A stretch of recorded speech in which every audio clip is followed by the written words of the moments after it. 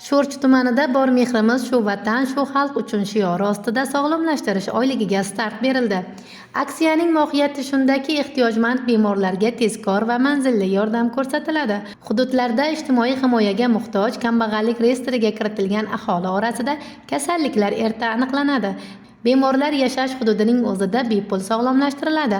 Ana shu maqsadda Go'zallik, Hurlik, G'armaqo'rg'on singari 6 ta mahalla fuqarolari uchun tibbiy xizmat ko'rsatiladigan Savurtepa mahallasida joylashgan 89-oilaviy shifokorlik poliklinikasida bepul tibbiy ko'rik va skrininglar tashkil etildi.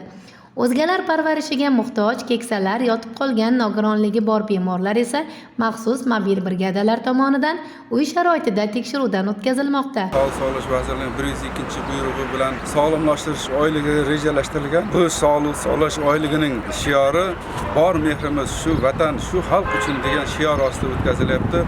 Bu tadbirni o'tkazishda Sho'rchi tuman tibbiyot birlashmasida ham juda katta tadbirlar, tayyorgarliklar amalga oshirildi.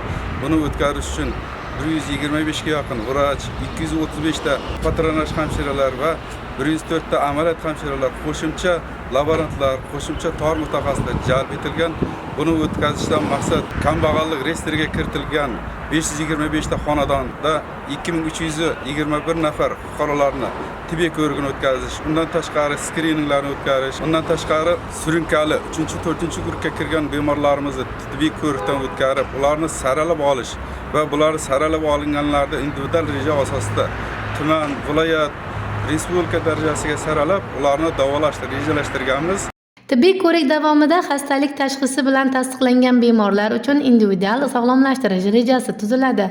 Ambulator, uy shifoxonasi va kunduzgi statsionar salomatligini tiklaydigan aholi vakillariga oilaviy shifokorlik punkti va poliklinikalarda mavjud dori vositalari bepul beriladi.